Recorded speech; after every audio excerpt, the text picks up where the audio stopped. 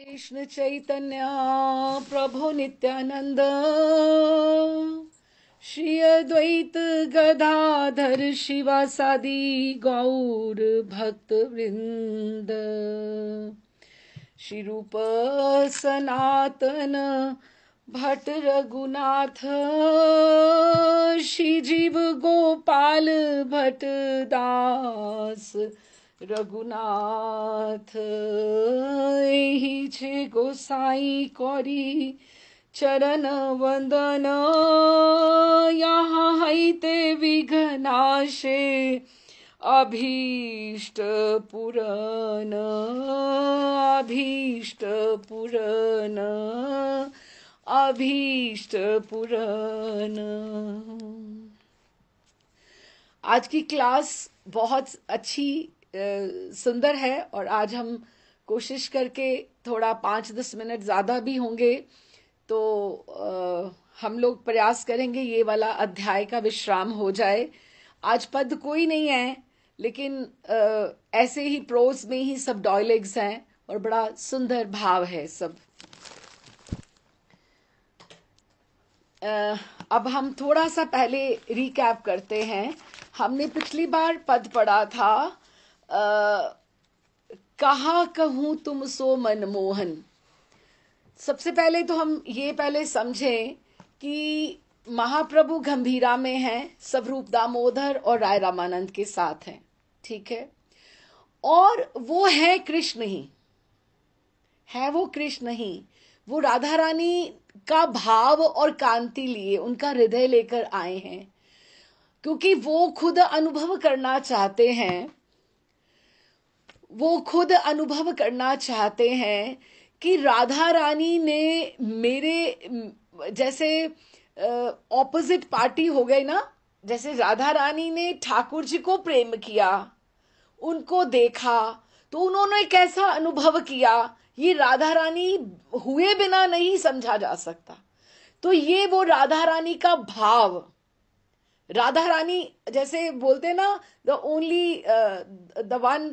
the one who wears the shoes he knows where the shoe pinches। जैसे हम बोलते हैं कि हम अगर वहीं जाकर पहुंचे तो हमें पता लगता है कि हम आपको उस स्थान पर रख के देखें कि उनको कैसे अनुभव हुआ होगा। तो ठाकुर जी का वो समझने के लिए, उनके रूप का आस्वादन करने के लिए कोई जगत के नेत्र क्या, जगत का हृदय क्या, ठाकुर को अपना हृदय भी कम पड़ रहा है, ठाकुर को अपने नेत्र भी कम पड़ रहे हैं।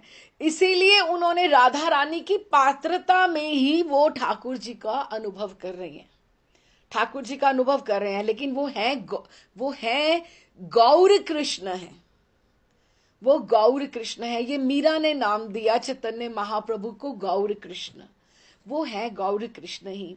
हम मीरा का भी बात जब आएगी तो करेंगे, लेकिन अभी हम ये समझते हुए चलें कि वो गौर कृष्ण है और वो राधा रानी के भाव से वो समझ रहे हैं। तो उन्होंने स्वरूप दामोदर ने जब भी उन्होंने गंभीरा में बैठे हुए पूर्व राग की बात हुई, चित्र दिखाया और उन्होंने साथ में उन्होंने भेजा चित्र दिखाया और उन्होंने चित्र दिखाया और ओट में से ठाकुर जी को जब दर्शन किए तो वो पूरा दर्शन नहीं कर पाए, पूरा दर्शन कर नहीं पाए, क्योंकि कितनी स्थिति सब देखेंगे, बात करेंगे, क्या होगा कैसे होगा। तो अभी वो छटपटा रही हैं कि मैं कैसे ठाकुर जी के दर्शन करूं, चटपटी लगी है।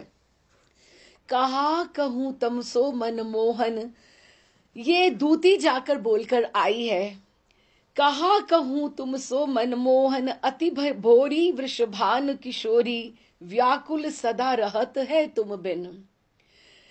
निश दिन जाग जपत तुम ही को, भूमि परत भैराए सो छिन छिन। आधी रात जात ही भामिनी, लाज छोड़ रोवत है घन घन। कि प्रिया जी सारी सारी रात्रि रोती हैं, कि मुझे एक बार ठाकुर जी के दर्शन करने हैं, एक बार मुझे कोई ठाकुर जी के दर्शन करने हैं।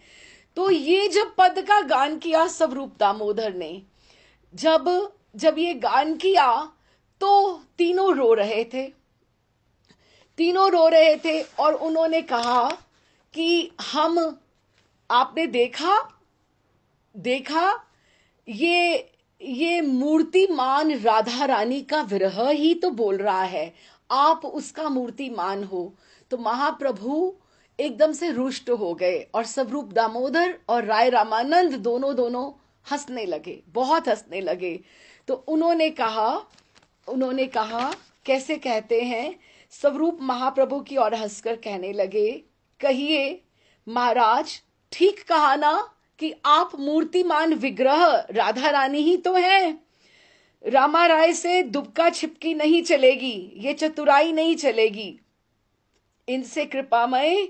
अगर आप, क्योंकि ये प्रच्छन्न अवतार हैं, उन्होंने आपस में बताया थोड़ा है कि ये तो हम बात कर रहे हैं ना इतने बरस के बाद, उन्होंने आपस में बताया थोड़ा है कि ललिता है, ये विशाखा है और ये राधा रानी का भाव है। आपने अपने स्वरूप से भी तो छिपने की कोशिश करी थी, क्या आपको सफलता प्राप्त हुई थी क्या? सुनिए रसमय, हाथी को बांधते जो मकड़ी के जाल में, वे क्या कभी फंसेंगे किसी इंद्रजाल में? कि हम लोग जो हैं, हम लोग इंद्रजाल में, आप अगर हम चाहें तो आप हमें नहीं फंसा सकते हैं, बिल्कुल। क्योंकि हाथी को बांधते जो, अब देखो हाथी कितना बड़ा होता है और मकड़ी का जाला स्पाइडर का कितना होता है, कि ठाकुर कि हम आपको कहां फंसाएंगे, महाप्रभु को, कि आप तो हाथी को भी मकड़ी के जाले से बांध दो, तो हम आपको किसमें फंसाएंगे? हमने आपको कुछ नहीं करा, लेकिन आप साक्षात कृष्ण हो, गौर कृष्ण हो, गोरी राधा रानी के सहित आप कृष्ण हो। आप मूर्तिमान पूर्व राग हैं और आप ही मूर्तिमान माथुर विरहा, मथुरा का विरहा भी आप ही हैं। हम लोगों से आप छिपा के क्यों रहते हो? महाप्रभु को कौन कह रहा है? स्वरूप दामोदर और राय रामानंद।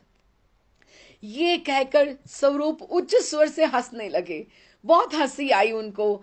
और रामानंद भी वो अति उत्साह के साथ स्वरूप के हास्य में सहयोग दिया, वो भी हंसने लगे और गंभीरा मंदिर में हास्य की तरंगे उठने लगी। गोविंद दास को, जो उनकी सेवा में है, उनको बहुत अच्छा लगा जब उनको हंसी की आवाजें आई। यहीं पर हमने छोड़ा था कि सब हंस रहे थे, तो हमने पिछली बार यहीं छोड़ा था। तो रोते रोते गोविंद दास का तो हृदय फटने लगता था कि ये सारा दिन क्या गाते रहते हैं, रोते ही रहते हैं विरह में। उस समय सहसा हास्य की तरंग लहरी देखकर गोविंद और शंकर भी भागकर आए और उन्होंने भी हास्य में सहयोग दिया। उन्हें कुछ नहीं पता क्या हुआ, लेकिन वो भी हंसने लगे, कि जैसे एक जना हंसता है तो बाकी भी हंसने लगे। मंदिर तो गंभीरा है, वहां तो गंभीरी बात होगी, लेकिन सब हंस रहे हैं, सब प्रसन्न हैं। महाप्रभु प्रसन्न मुख से, कि वो डांट नहीं रहे किसी को, लेकिन कल्पित क्रोध, मतलब ऐसा झूठा मूठा क्रोध, गुस्सा करके कहते हैं, ये बड़ी सुंदर बात है, आप लोगों ने तो एक, बिल्कुल एक ही जैसे पार्टी बन गए हो, आप एक टीम बन गए हो, आप लोग सारे के सारे। मालूम होता है मुझको इस प्रकार से दबाने के लिए कि आप मेरे ऊपर जोर लगा रहे हो सारे जाने, कि आप जो कह रहे हो कि मैं ही कृष्ण हूं, यही तो कह रहे थे कि आप ही तो कृष्ण है, आप ही तो राधा हैं। तो लेकिन महाप्रभु मान नहीं रहे हैं। तो उन्होंने क्या कहा, मुझको इस प्रकार से दबाने के लिए तुम लोगों ने ये हास्य प्रारंभ कर दिया, अच्छी बात है। मेरा अपराध तो केवल इतना ही है कि मैं अपने मानसिक ताप के कारण रात्रि को सो नहीं पाता हूं। अब इसमें आप बोल रहे हो कि राधा रानी नहीं सो पाती थी रात्रि भर और मैं भी नहीं सो पाता हूं, तो मैं राधा रानी हूं, ये कैसे हो गया? मेरा तो मानसिक ताप है। भला कहिए इसके साथ ब्रिज रस के पूर्व राग का क्या संबंध है? और मैं तो एक दीनहीन कंगाल सन्यासी हूं, अपने दुख में ही मैं रोता रहता हूं।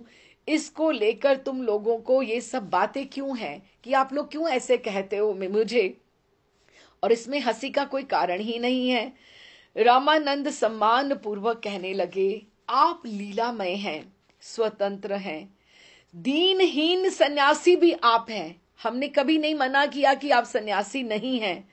और ब्रिज रस के रास बिहारी भी आप ही हैं। आपके विषय में कुछ कहने की हम लोगों की शक्ति ही क्या है और अधिकार भी क्या है। अभी आप देखो ना, मीरा ने कितना सुंदर ये भजन लिखा है, बहुत सुंदर है। 4 शब्द मैं इसके गुनगुनाती हूं। अब तो हरि नाम लो लागी, ये कहाँ गा रही है मीरा? ये जीव गोस्वामी पाद के सामने बैठ के उन्होंने गाया है, वृंदावन में गाया है, जो सेवा कुंज के पास, शाहजी के मंदिर के पास जो उनका अपना स्थान है, वहां पे वो जहां रहती रही हैं, वहां उन्होंने रहते रहते जब वो जीव गोस्वामी पाद राधा दामोदर मंदिर में जीव गोस्वामी की कुटिया में गई, वहां पे उन्होंने ये गाया है। अब तो हरि नाम लो लागी, सब जग को ये माखन चोरा, नाम धर्यो बैरागी। अब तो हरि नाम लो लागी। ये देखना, ये कितना सुंदर है। एक ही पंक्ति में वो एक बात वो कृष्ण की करती है और एक बात वो चैतन्य की करती है। सब जग को ये माखन चोरा, नाम धर्यो बैरागी। एक बात होगी कृष्ण की, माखन चोरा, और एक हो गई चैतन्य महाप्रभु की, कि यही राय रामानंद और स्वरूप दामोदर प्रूव करने की कोशिश कर रहे हैं। लेकिन मीरा ने लिख दिया, ये कह दिया, गा दिया, कित छोड़ी वे मोहन मुरली, कित छोड़ी सब गोपी, मूंड मुंडाई डोर कटी बांधी, माथे मोहन टोपी। अब तो हरि नाम लो लागी। देखो, ठाकुर ब्रिज के रसिया, मुरली, गोपी सब छोड़कर, मूंड मुंडाकर जीव के कल्याण के लिए उन्होंने अवतरण लिया है। मात जसोमती माखन कारण, बांधे जाके पांव, श्याम किशोर भयो नव गौरा, चैतन्य जाको नाम। ये कृष्ण चैतन्य है, ये ऐसे चैतन्य है जो कृष्ण को चैतन्य करने आए हैं, महामंत्र को चैतन्य करने आए हैं, संकीर्तन को चैतन्य करने आए हैं। ये नव गौर हैं, ये नव गौर चैतन्य हैं। पीतांबर को भाव दिखावे, कटी को पीन कसे। पीतांबर तो पहना ही नहीं उन्होंने, क्या पहना? कहा तो सिल्क के पीतांबर पहनते थे ठाकुर जब ही कृष्ण है, लेकिन अभी कटी को पीन पहनी उन्होंने। और क्या बोला? पीतांबर को भाव दिखावे, कटी को पीन कसे। गौर कृष्ण की दासी मीरा, रसना कृष्ण बसे। अब तो हरि नाम लो लागी। तो यही मीरा ने महाप्रभु के दर्शन नहीं किए। जीव गोस्वामी पाद से वो जब मिली, वृंदावन में जब आई, तब तक महाप्रभु कब का उन्होंने लीला संवरण कर ली हुई थी। वो उनको भक्त भक्त मान के उनको, मीरा को भक्त माँ के रूप में मान के उनको प्रणाम करते जीव गोस्वामी पाद, और वो जीव गोस्वामी को अंतरंग पार्षद मान के प्रणाम कर रही हैं, आचार्य गोस्वामी मान के प्रणाम कर रही हैं। तो उन्होंने गौर कृष्ण जब बोला है, यही बात स्वरूप दामोदर और राय रामानंद कहना चाह रहे हैं और प्रूव करना चाह रहे हैं कि गौर कृष्ण हैं आप राधा रानी और कृष्ण आप एकत्रित हैं, नव गौरा हैं, लेकिन वो मान कहाँ रहे हैं। तो उन्हें कहते हैं कि आपके विषय में कुछ कहने की हम लोगों की शक्ति ही क्या है और अधिकार भी क्या है, आप मानो या ना मानो। हम लोगों का हास्य और रोना जो भी है वो आप ही की लीला है, आप जो हमारे से हंसाते हो और आप ही हमें रुलाते हो। आप स्वयं ही पूर्व राग के अनंत भावों को प्रकट करके दिखा रहे हो। जो हम आप में देख रहे हैं वो वृंदावन के भाव हैं, और फिर आप ही उन्हें हमारे मुख से श्रवण करके चमत्कृत करते हो। ये क्या हास्य का विषय नहीं है? बात तो यही है। जो कहता है ना, जो कथा करता है, जो बात करता है, वो हंसी की बात इसीलिए है कि वो समझे कि मैं कहता हूं या मैं कह रही हूं ना। ये ठाकुर जो कहलवाना चाहते हैं पहले वो शक्ति संचार करके कहलवाते हैं, और फिर आप ही सुनकर हमें बताते हैं कि देखो चमत्कृत होते हैं कि तुमने बहुत अच्छा कहा है। यही तो बात है। ये जो गुरुदेव जो कृपा करके कहलाते हैं और फिर उन्हें कहकर सुनकर खुद ही चमत्कृत होते हैं कि तुमने ये बहुत अच्छा कहा है, लेकिन कहने वाले की उसमें कोई क्षमता नहीं है, कोई समर्थ नहीं है जो वो कृपा से कहलवाएं और कृपा से वो सुने। तो इसी तरह से ये जो वृंदावन की जो लीला है, वो वृंदावन की जो लीला है वो वहां पे पहले वो राय रामानंद को और स्वरूप दामोदर से कहलवा रहे हैं, फिर उसके लिए वो खुद ही सुन के चमत्कृत भी हो रहे हैं। महाप्रभु नम्र भाव से कहने लगे, क्योंकि वो प्रच्छन्न अवतार हैं, वो छिप रहे हैं ना। कहते, मैं कहा तो सही, मैं जो ब्रज रस का आस्वादन करता हूं मैं आपसे ऋण लेकर कर रहा हूं, उसमें मेरा निज का कुछ भी नहीं है कि आप मुझे पद पदावली सुनाते हो और मैं ब्रज रस में स्थापित हो जाता हूं। इसमें हमें एक बात समझनी चाहिए, हम में से बहुत ऐसा समय होता है जिसमें हम ऋण लेकर, जैसे गुरुदेव के तो हम कभी ऋणी हो ही नहीं सकते। अब जैसे हमने कभी हितम ऋषि को सुना, कोई भाव हमें अच्छा लगा, तो हम उनके ऋणी हो गए ना। तो हमारा भजन जो है एक्सक्लूसिवली वो हमारा है। जैसे मैं कभी सोच रही थी, अभी देखिए ना, बहुत सारी चीजों में जैसे पुराना जमाना नहीं रहा। पहले हमें आग जलाने के लिए, भोग सिद्ध करने के लिए लकड़ियां इस्तेमाल करनी पड़ती थी। हमने छोटे होते स्टोव भी देखे हैं, स्टोव वो जो पंप करके हम जलाया करते थे, गैस नहीं होती थी छोटेपन में जब हमने देखा है। लेकिन धीरे धीरे चीजें एडवांस हो गई हैं, माइक्रोवेव भी आ गया है, प्रसादी गर्म करनी है जल्दी से हो गया है, और भी चीजें हमारे लिए जीवन बड़ा सुलभ हो गया है कि हमें जंगल में से लकड़ी नहीं काटनी पड़ती। हमें जैसे किचन में भी, रसोई में सेवा के लिए बहुत से ऐसे अप्लायंसेस आ गए हैं जिसमें हमें बड़ी सारी सुविधाएं हो गई हैं। लेकिन भजन करने के लिए ये सुविधाएं सारी जुटाई गई हैं। इसको शॉर्टकट नहीं मारना कि ये भजन के लिए सुविधाएं ये हमारे लिए जुटाई गई हैं। नहीं तो हमारा कितना समय तो लकड़ी काटने में ही जाता, कितना समय तो हमें वो सब मसाला पीसने में ही जाता। अब हम मिक्सर में झट से कर लेते हैं, है ना। तो लेकिन भजन के लिए जो बातें तभी थी वो अभी भी वही है। माला से जप करने का कोई शॉर्टकट रास्ता नहीं है, वो हमें खुद ही करना पड़ेगा। स्वाध्याय का कोई शॉर्टकट रास्ता नहीं है। लेकिन ये अगर सुविधाएं हैं हमारे पास, बहुत अच्छी बात है कि ये अगर सुविधाएं हैं तो हमारा कितना समय हम भजन को दे सकते हैं, कितना हम समय दे सकते हैं। लेकिन फिर भी हम अगर ना दें तो हमारी हमारी ये मूढ़ता है।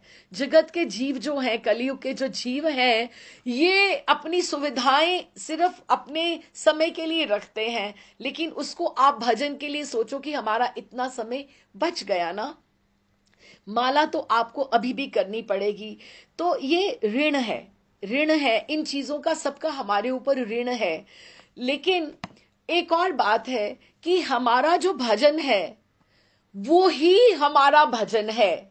हम कथा सुनते हैं लेकिन हम किसी के ऋणी तो है ना, हम उसके ऋण से उऋण नहीं हो सकते हैं। तभी कथा करने वालों को भूरी दाजना बोला है। महर्षि, बड़े महर्षि भी बोलते, कथा करके जब उठते थे ना बड़े महर्षि, तो यही बोलते थे कि लाली, इसमें कितना प्रयास होता है 1 घंटे की कथा में या 2 घंटा की कथा में हम अपने गुरुदेव के कभी उऋणी नहीं हो सकते हैं।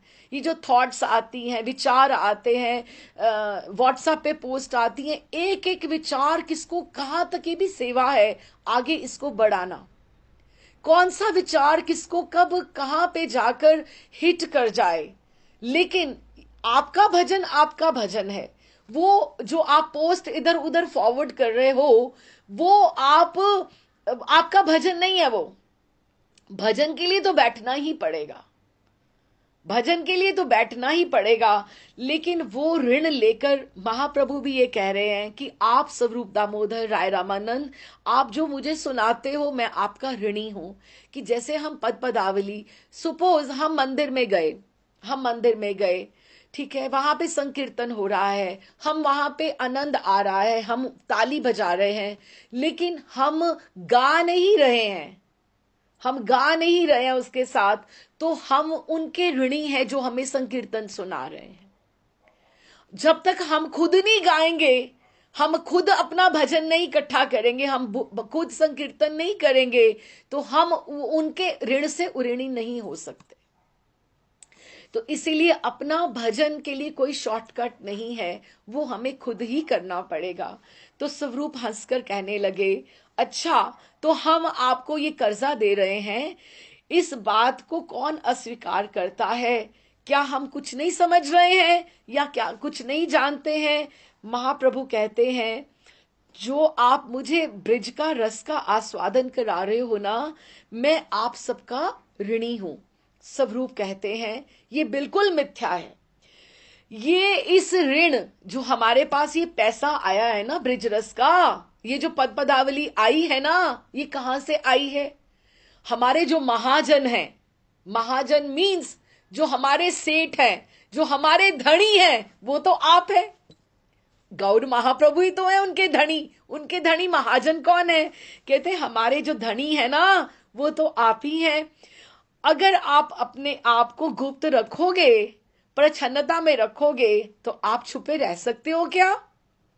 जो रस माधुर्य आपके मुखारविंद के ऊपर झलक रहा है, तो वो क्या छिपाने वाली वस्तु है जो हम देख रहे हैं? राधा रानी के पूर्व राग के जो भाव आप में झरित हो रहे हैं, यही तो है नीलाचल में ब्रिज माधुरी। नीलाचल में हो रहा है गंभीरा में, लेकिन हो ब्रिज माधुरी रही है। महाप्रभु कहते हैं, अच्छा आप सब मानने के नहीं हो तो रहने दो। रामानंद की कृष्ण कथा और तुम्हारा गान श्रवण करके आज तो पूर्व राग का अपूर्व सुधा स्वादन प्राप्त हुआ है। अब आप देखो, हमें अगर ये सुधा जैसा लगे तो बात है ना, महाप्रभु को ये सब सुधा जैसा लग रहा है जो हम पद पदावली का गान कर रहे हैं। कहते मैं उसे आजीवन भर नहीं, जीवन भर नहीं भूलूंगा। किंतु अब जो पूर्व राग होता है, जो छटपटाहट होती है, वो कैसे कम होगी? मिलने से ही तो कम होगी। तो तुम मिलन की कथा मुझे सुनाओ, मिलन की कथा को सुनाए बिना मेरे प्राणों में शीतलता नहीं आएगी। तो मुझे बताओ, राधा रानी में तो प्रेम का उदय हो गया, तो क्या वो मिली ठाकुर को? कैसे मिली मुझे बताओ अच्छे से। रामा राय, तुम्हारे मुख से आज मिलन की कथा मैं श्रवण करूंगा। रामानंद कहते हैं, दयामय श्री कृष्ण दर्शन की लालसा में श्रीमती राधिका की जो उत्कंठा थी ना, अब राधिका पूर्व राग में है, जो उनका प्रथम बार अभी मिली नहीं है ठाकुर जी को, बात नहीं करी है, तो पहली बार जब इनको तनक ऊंट में ही देखा है, तो राधिका की उत्कंठा और बढ़ने लगी और बढ़ने लगी। वे चिंता ही चिंता में क्षीण होने लगी, बिल्कुल एकदम कमजोर हो गई, दुर्बल हो गई। उनका शरीर अत्यंत कृश हो गया, कृश हो गया, एकदम से वो दुर्बल हो गई। समस्त रात्रि व्याकुलता में ही व्यतीत होने लगी। नेत्रों में निद्रा एक बार ही दूर हो गई। वो करवट बदलती रहती, सोती नहीं, केवल और केवल उनको एक ही ध्यान होता कि कब ऐसा समय आएगा जब मैं श्याम सुंदर के दर्शन करूंगी। बीच बीच में मूर्छित होने लगती, मूर्छा दिन पर दिन बढ़ने लगी, यहां तक कि कभी कभी श्वास अवरोध पर्यंत होने लगा, श्वास भी रुक जाता था। जो हमने 10 दशाएं पढ़ी थी पिछली बार, उसके बारे में चिंतन किया था, वो यही तो थी। पूर्व राग में भी 10 दिशाएं होती हैं, जिसको स्वरूप दामोदर इस समय गौर कृष्ण में देख रहे हैं, गौर कृष्ण में देख रहे हैं। तो ये जब दशा बढ़ने लगी, आप मानो वृषभानु जी के दूत बाहर खड़े रहते थे कि ठाकुर का नाम भी कोई ना ले। बड़े महाराज कहते यहां हम झोला उठाए, घर घर प्रचार करते, शहर शहर प्रचार करते, डोलते हैं, कृष्ण नाम कहो, हरि नाम कहो, महामंत्र कहो, और बरसाने में जाकर वो वृषभानु जी के दूत बाहर उन्होंने खड़े रखे हैं कि चुप चुप, कृष्ण का नाम नहीं लेना।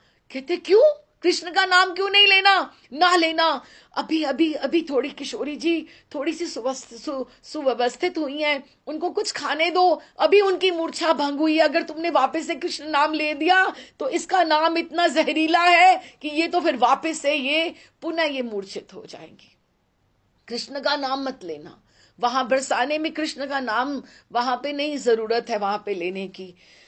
तो ये दशा देखकर श्रीमती राधिका की दूती, अब मिलन की बात आनी है तो दूती सेवा तो वहां बहुत है। दूती श्याम सुंदर की खोज में बाहर निकली कि ढूंढूं मैं। हाँ, अभी दूती निकली और उन्हें एकांत में पाकर श्रीमती की समस्त व्यवस्था जो थी वो खोलकर कह सुनाई। जाकर ठाकुर जी को ढूंढा और मिला, और ठाकुर देखो कितने निष्ठुर हैं, कितने निष्ठुर हैं, देखना जरा। उनको पता है ये आग मेरी लगाई हुई है, ये सारा का सारा ये दोष मेरा ही है, लेकिन क्या हुआ क्या, समझना जरा। दूती ने कहा, श्रीमती, अब सीधे सीधे कैसे बोले, अब वैसे भी वो जो युग है द्वापर का है, सब संस्कृत में बात करते हैं, संस्कृत में बात करते हैं। तो वो दूती ने क्या कहा, श्रीमती राधिका कुसुमशर अर्थात जो मदन प्रेम का जो काम है, उनको प्रेम की जो लालसा उत्पन्न हुई है, श्रीमती राधा रानी को कुसुम शर के अत्याचार से मृत प्राय हो रही हैं, कि उनको प्रेम हो गया है। और उनको ये देखो कितनी प्रिया जी की तरफ से,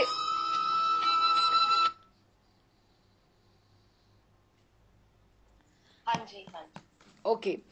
तो उन्होंने, दूती ने जब बोला जाकर कि आपके मिले बिना उनका कोई और उपाय नहीं है, आपके अतिरिक्त और उपाय कोई नहीं है, तो श्री कृष्ण जो उन्होंने तो ये बोला कि श्रीमती राधिका को कुसुम शर, कुसुम फूल को बोलते हैं शर तीर, कि मदन जो अगर आपने देखा होगा जो कामदेव कंदर्प जिसको बोला जाता है, अब वृंदावन के तो एक ही कामदेव हैं, मदन मनमथ मनमथ माधव, मनमथ मन जो मन को मथने वाले हैं एक ही तो है, और कौन है, मदन मोहन तो एक ही है वृंदावन में। तो उन्होंने जब बोला, अगर आपने देखा हो तो वो जो एरो और बो जो वो कैरी करते हैं, वो उसमें फूलों के बाण होते हैं, फूलों के बाण होते हैं। तो यही बोला कि उनको प्रेम का बाण लग गया है, श्रीमती राधा रानी को कुसुम शर के अत्याचार से वो मृत प्राय हो रही हैं, तो आपके अतिरिक्त अब उनका कोई उपाय नहीं है। श्री कृष्ण दूती की बात सुनकर विस्मय, हैरानी, आश्चर्य और कृत्रिम झूठा मूठा, मन में तो उनके लड्डू फूट रहे हैं, लड्डू फूट रहे हैं कि मेरे ऊपर राधा रानी आसक्त हो रही हैं, लेकिन ऊपर से क्या कह रहे हैं, अरे अरे ये कुसुमशर किसका नाम है, अरे ये कुसुमशर किसका नाम है, और ये दुष्ट ये वृंदावन में क्या कर रहा है। सुनैनी राधिका ने उसका क्या अपराध किया जो वो दुष्ट इसको आकर इतना कष्ट दे रहा है। दूती, क्या कोई कंस का भेजा राक्षस आया है क्या, वो ऐसे पूछ रहे हैं।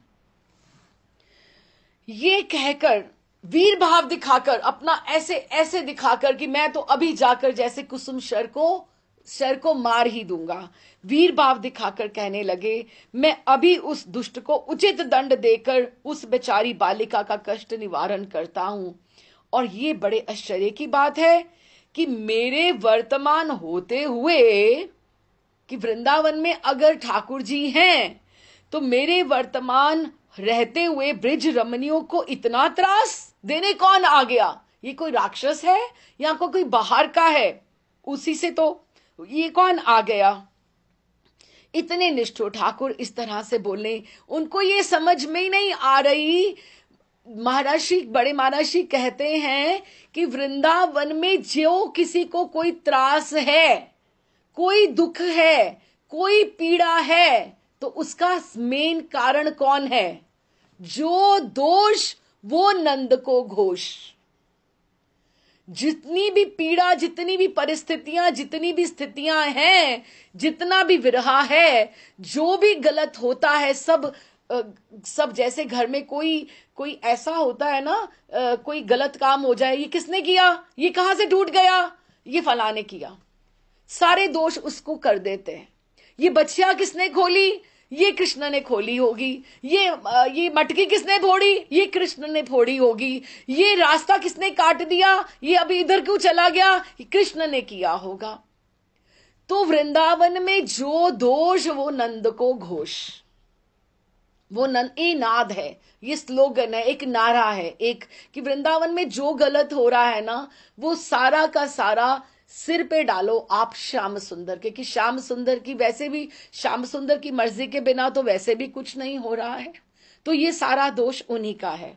तो ठाकुर जी कहते हैं, ये कुसुमशर ब्रिज रमणियों को इतना त्रास देने वाला आ कौन गया। अर्थात इसका अगर डबल मीनिंग दूसरा देखें कि एक मैं ही तो हूं जो वृंदावन में रमणियों को त्रास देता हूं, ये मेरे अतिरिक्त तो और कौन है, और दूसरा नायक कौन आ गया। सारा त्रास तो मैं ही देता हूं, सारा तो मैं ही गड़बड़ करने वाला हूं।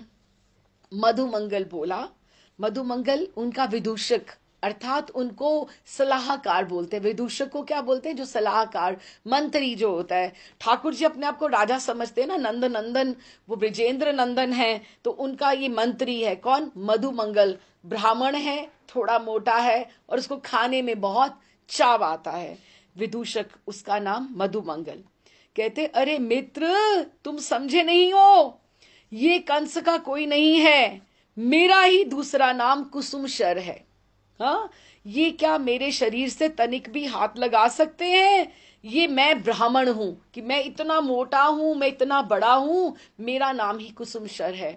अब आप ये सोचो, प्रिया जी की कितनी मृत प्राय स्थिति हो रही है, और वो दूती भेजी है उन्होंने अपनी मर्यादाओं को लांग कर, और ये ठाकुर जी और ये विदूषक उनका मधुमंगल, ये कैसी बातें कर रहे हैं। कोई प्रेम से कोई संदेश कोई लेकर आए तो उसको अच्छे से एक्सेप्ट करना चाहिए ना, या बोलना चाहिए ना, लेकिन इनको कोई जैसे लापरवाही जैसे होती, इग्नोर करना, एकदम से जैसे रिजेक्ट करना। श्री कृष्ण कहते हैं, हठ मूर्ख मधुमंगल, ये परिहास का प्रयोजन नहीं है, तू कैसे कुसुमशर हो गया। विदूषक कहता है, मधुमंगल कहता है, ओ दूती तू इधर आ, एक मेरी बात सुन, मेरे इस मित्र के हाथ में 2-4 लड्डू दे दे। अब खाने पीने की अपनी बातें कर रहे हैं, वो बेचारी संदेश लेकर आई है, 2-4 लड्डू लाकर देने से अभी तेरी प्यारी सखी के सब दुख दूर हो जाएंगे, क्योंकि उसको तो खाने का ही सब सूझता है मधुमंगल को। तो वे उस दुष्ट कुसुमशर का सारा गर्भ अभी खत्म कर देते हैं, ये सारे तू लड्डू थोड़े से ले आ, हम खा लेंगे, और देखना अपने आप तेरी जो सखी है वो ठीक हो जाएगी। हाँ, दूती कहती है, श्याम सुंदर आप भी सोच लेना। सारे ये दूती संदेश साधकों के लिए भी दे रही है, क्योंकि हम देख रहे हैं कि ये जो कथा है 3 लेवल पे चल रही है। एक गंभीरा में चल रही है, एक वृंदावन में चल रही है, और एक साधक के लेवल के लिए चल रही है। दूती कहती है, श्याम सुंदर आपके होते वृंदावन की रमणियों को कोई दूसरा दुख है क्या? एक यही तो दुख है। सारे के सारे ब्रिज में, वृंदावन में जो गुरु आचार्य बनके, गुरु बनके आश्रम चला रहे हैं और जो भजन कर रहे हैं, कोई सेवा कुंज हो, कोई इमली तला हो, किसी से पूछ के देख लेना आपको क्या दुख है। आप क्यों अपना घर बार सब छोड़कर आप यहां भजन क्यों कर रहे हो? ठाकुर के अलावा किसी को कोई और दुख है ही नहीं है, कोई दुख नहीं है। तो वही दूती कहती है, श्याम सुंदर आपके होते यहां कोई नहीं आ सकता। वृंदावन की रमणियों को आपके अतिरिक्त और कोई दुख नहीं है। वही तो बात है, जो दोष वो नंद को घोष। और दूसरा कोई कुसुम शर भी कहां से आया? आप ही इस वृंदावन के अप्राकृत नवीन मदन हैं। मदन कंदर्प कामदेव, आप ही वृंदावन के हैं और आप ही के द्वारा प्यारी राधिका को ये कष्ट प्राप्त हो रहा है। उसने सीधी सीधी बात कह दी कि पहले तो उसने कुसुम शर का नाम लिया, फिर जब उसने देखा कि ये मेरी बात समझ ही नहीं रहे, ये हंसी में ही उड़ाते जा रहे हैं, निष्ठुरता ही दिखाते जा रहे हैं, तो उन्होंने सीधा ही कह दिया कि आप ही के द्वारा राधा रानी को कष्ट प्रतीत हो रहा है। श्री कृष्ण एकदम से अभी और निष्ठुरता दिखा रहे हैं। अब आप देखो, सीधे सीधे देखो, और इधर महाप्रभु अभी तभी तो उनको गौर कृष्ण बनकर अपनी निष्ठुरता खुद अनुभव कर रहे हैं, यहां पर अनुभव कर रहे हैं। श्री कृष्ण विस्मित से होकर कहने लगे, अरे ये क्या कहती हो मेरे द्वारा? ये कैसे संभव है? मैं तो गोप बालकों के संग लेकर इस यमुना तट के वनों में भ्रमण करता हूं। ये सब सर्वदा ही मेरे संग संग रहते हैं। मैं इस कालिंदी के श्यामल तट की आसपास की भूमि को छोड़कर अन्यत्र कहीं जाता भी नहीं हूं। तेरी सखी एक कुल वधू है, वह मुझे किस प्रकार देख सकती है? मुझे तो तेरी इस बात पर विश्वास ही नहीं होता कि उसने मुझे देखा है, कि उसको कैसे मैंने देखा और मैंने बात करी कि वो मेरे प्रेम में आसक्त होगी। ये कैसे संभव है? अब देखो, ये जो पैराग्राफ है, रूप गोस्वामी पाद ने इसको बहुत बार कोट किया है अपने उसमें। ये ठाकुर के शब्द हैं, ठाकुर के शब्द हैं। इसको मैं वापस पढ़ती हूं। हम सब साधक हैं, सब हम अपने आप को, आप देखिए ठाकुर जी क्या कह रहे हैं। मैं, ठाकुर जी का ये स्लोगन है, देखो, मैं गोप बालकों के संग लेकर इस यमुना तट के वनों में भ्रमण करता हूं। ठाकुर जी आज भी वहीं हैं, यमुना तट पर हैं, भ्रमण करता हूं। वहां सब गोप बालक मेरे संग रहते हैं। मैं इस कालिंदी के श्यामल तट की आसपास की भूमि को छोड़कर अन्यत्र नहीं जाता हूं। अब आप ये देखो, ये आचार्यों ने ये बात लिखी है। कृष्ण स्वयं बोल रहे हैं कि मैं यमुना की श्यामल तट को छोड़ के, श्यामल जो टवी है, जो वृंदावन के निकुंज हैं, जो यमुना के किनारे निकुंज हैं, मैं उनको छोड़कर कहीं भी नहीं जाता हूं। ये डेक्लरेशन है, ये एक उद्घोष किया है ठाकुर ने, यही, मैं कहीं नहीं जाता हूं। तेरी सखी एक कुल वधू है और वो मुझे कैसे देख सकती है? यही तो कठिनाई है कि ठाकुर जी वहां से जाते ही नहीं है, यमुना जी पे ही पड़े रहते हैं, हर समय, हर वहां पे।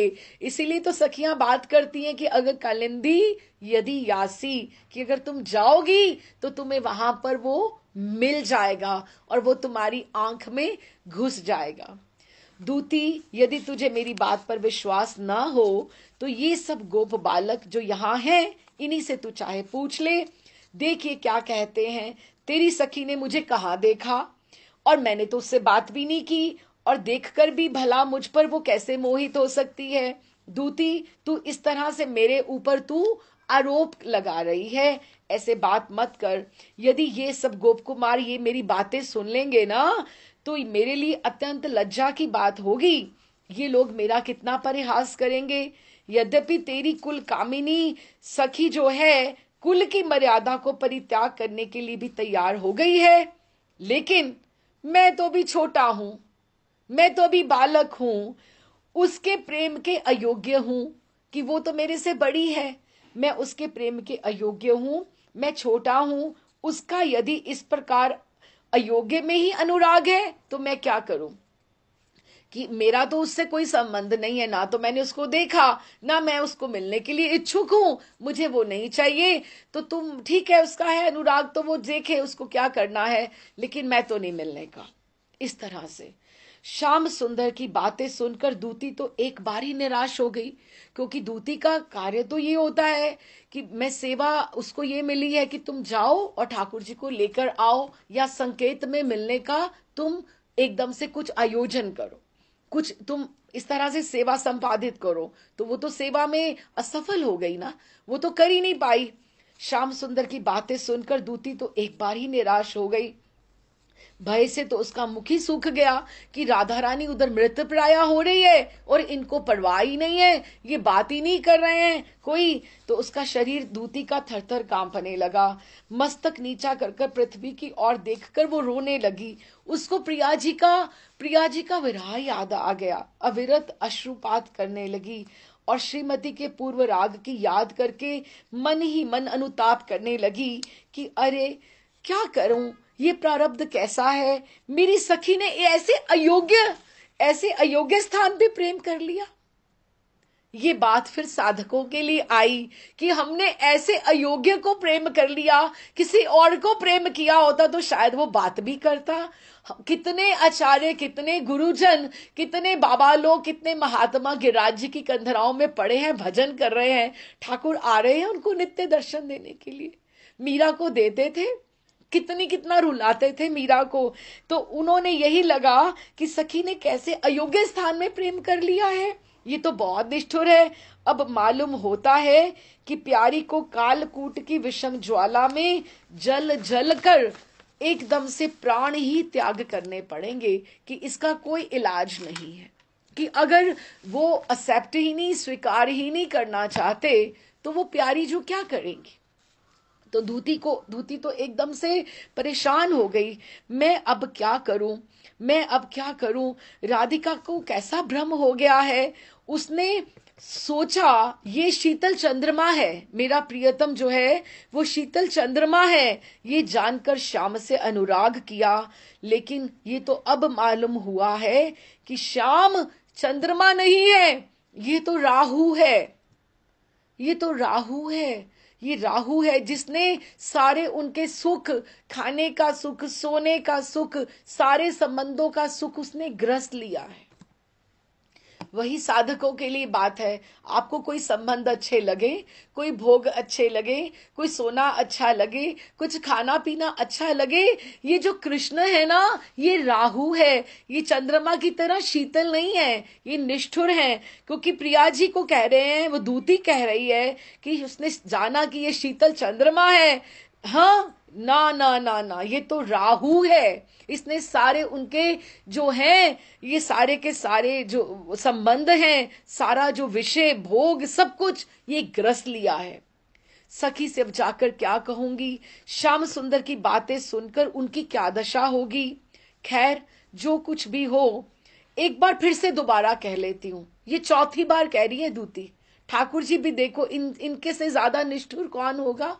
हाँ, तो एक बार फिर से कह देखूं, ये सोचकर दूती सजल नयनों से रो पड़ी दूती, और रोते रोते श्याम सुंदर की ओर देखती हुई गदगद वाक्य से उसके कंठ भी जैसे चोक हो गया, कंठ में भी आंसू आ गए।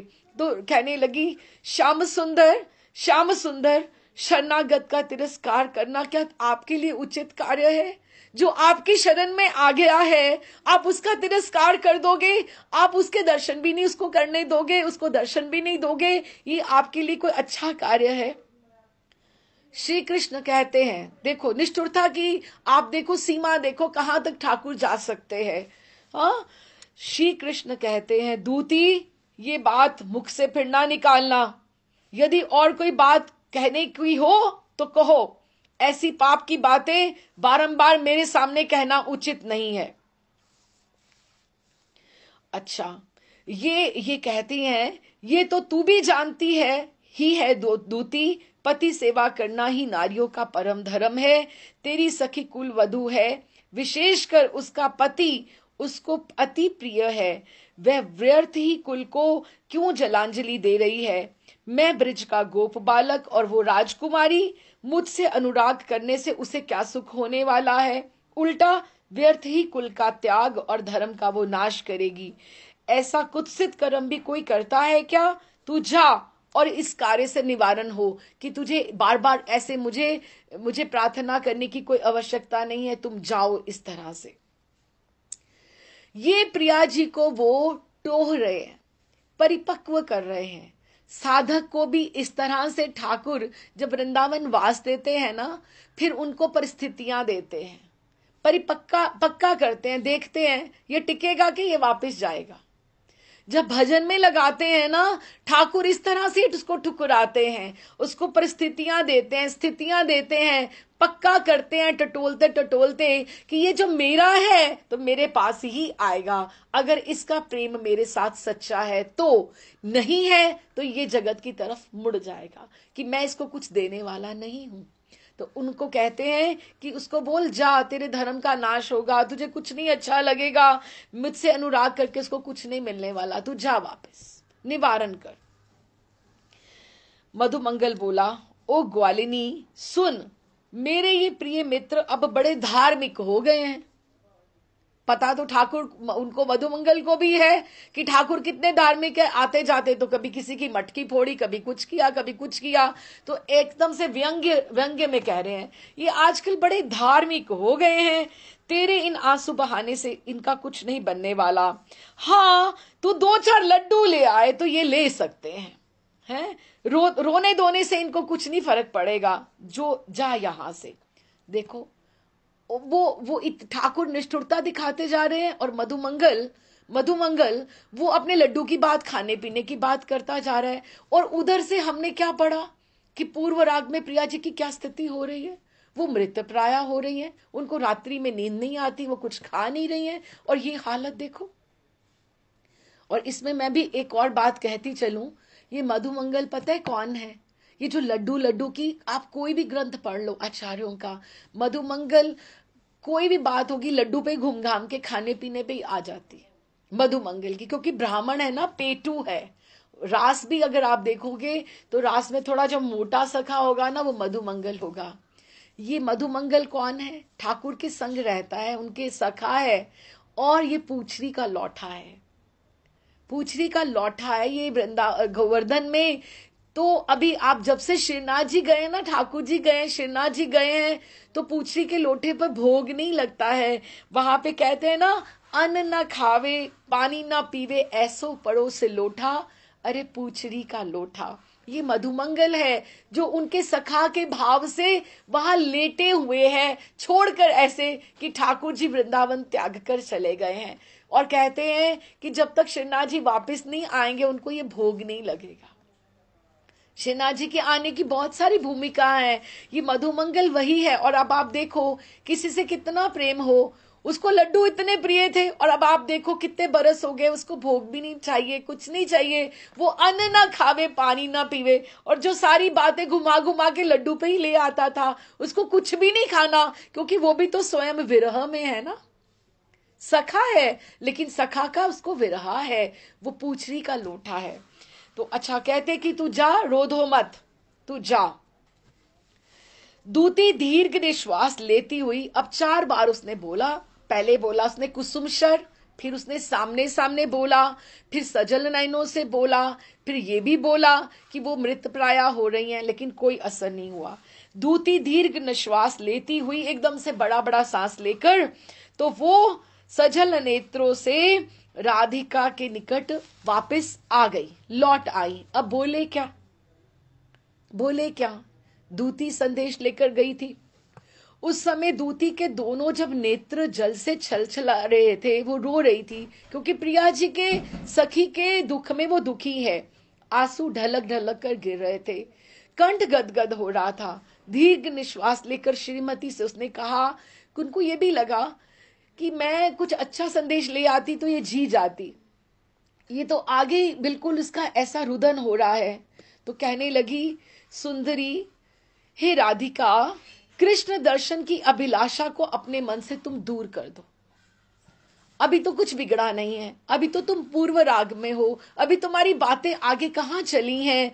तुमने ऐसे निष्ठुर पुरुष से क्या तुम्हें प्रेम करना चाहिए था? बिल्कुल नहीं करना चाहिए था। अब तुम्हारी आशा पूर्ण होना असंभव है। मैंने कितनी ही तुम्हारे दुख की बातें उनसे कही, उनको सुनकर उनके हृदय में दया भी नहीं आई। दया तो दूर रही, उल्टी इतनी निर्दयपन की बातें मुझे कही हैं कि मैं उनको तुम्हारे आगे कहूं भी क्या। मेरे कहने से भी मेरा हृदय फट रहा है। अब आप बोलो, उधर राधा रानी रो रही हैं, प्रतीक्षा कर रही हैं, दूती कुछ अच्छा संदेश लेके आएगी, तो अब उनको क्या बोले कि मैं, ठाकुर जी ने बोला है लड्डू भेज दो और मैं अयोग्य हूं, उसको बोलो अपनी मर्यादा का पालन करे। और ये संदेश दूती कहती, मैं किस मुंह से बात करूं, मेरा तो हृदय फटा जा रहा है, मैं कैसे बात करूं। उसको संदेश कुछ नहीं दे पा रही है। ये कहकर दूती के मुख से और दूसरा शब्द नहीं निकला कि तुम उसको अपने मन से निकाल दो। श्रीमती राधिका तो तुरंत मूर्छित होकर धरती पर गिर गई। उनको दर्शन करने हैं। अनेक यत्नों से जब उनको चेतना हुई, कभी कुछ बोल रहे हैं, कभी कुछ बोल रही हैं सखियां, तब वो रो रो कर कहने लगी, सखी, श्याम सुंदर ने मुझे छोड़ दिया, मुझे मेरी उपेक्षा कर दी। हाँ, मुझे छोड़ दिया। ये भी मुझे कानों में सुनने को पड़ रहा था, ये भी मेरे सुनने में बाकी रह गया था कि ठाकुर जी मुझे नहीं चाहते हैं, ठाकुर जी मुझसे मिलना भी नहीं चाहते हैं, जिनसे मैं इतना प्रेम करती हूं। इसमें असंभव भी क्या है? मैं क्या उनके योग्य हूं? वो तो बहुत सुंदर हैं, मैं तो सुंदर ही नहीं हूं, मैं तो उनके योग्य ही नहीं हूं। लेकिन मैं अपनी इस आशा, जो मेरी दुराशा बन गई है, ये मुझे आशा है कि वो मुझे स्वीकारेंगे और मुझे अपनाएंगे, ये मुझे दुराशा है। दुराशा पात्र अपात्र के विचार नहीं करती। अब बताओ मैं क्या उपाय करूं? अब तो मैं जानी गई, श्याम सुंदर का मिलना तो मेरे लिए असंभव है, मैं ये जान गई। अब जब उनके लिए मेरी कोई मिलने की आशा ही नहीं रही, तो मेरा जीने से कोई लाभ ही नहीं है। अब मेरे लिए मरण ही उचित है। और ये एक ग्रंथ में नहीं ये सब लिखा कि ठाकुर जी ने पहला जो प्रथम मिलन पूर्व राग हुआ था, रूप गोस्वामी पाद ने भी अपने ग्रंथों में लिखा है, विदग्ध माधव में भी लिखा गया है कि ठाकुर जी ने उनको ठुकरा दिया था। इसी तरह से पत्र लेकर आई थी और उनको वापस भेज दिया था। ये कोई ऐसा नहीं है, निष्ठुरता उनकी है। तो उन्होंने कहा, तब जीवन में मेरे लाभ क्या है? अब मेरा मरण ही इसका जो प्रतिकार है कि मैं मरूंगी और बस मरूंगी। सखी, मैं श्याम का नाम जपती जपती और उनके रूप का ध्यान करती, कलिंदी के गंभीर श्यामल जल में मैं अपना ये तपा हुआ जीवन विसर्जन कर दूंगी। मैं यमुना जी में अपने आप को मैं डूब जाऊंगी, वहां जाकर मुझे नहीं जीना है। किंतु सखी, तुम सबने मेरे लिए बहुत कष्ट सहे हैं, तुम सबने मेरी कितनी सेवा करी है और तुम मेरा संदेश लेकर भी वहां गई हो। हाँ, इतनी बातें तुमने सुनी है। अब मरने के बाद में मेरी एक और सहायता करना, और भी करना, मेरा शरीर वृंदावन से बाहर नहीं जाए, क्योंकि इसीलिए तुम ऐसे करना, मेरे जो शरीर जो डूब जाएगा ना, जब यमुना जी के ऊपर आ जाएगा, तो किसी तमाल वृक्ष के साथ, तमाल वृक्ष को ठाकुर जी का स्वरूप माना जाता है क्योंकि वो श्याम वर्ण होता है। मुझे तमाल वृक्ष के साथ मेरी भुज लताओं को बांध देना, मेरी भुजाओं को वहीं से बांध देना किसी तमाल वृक्ष के साथ।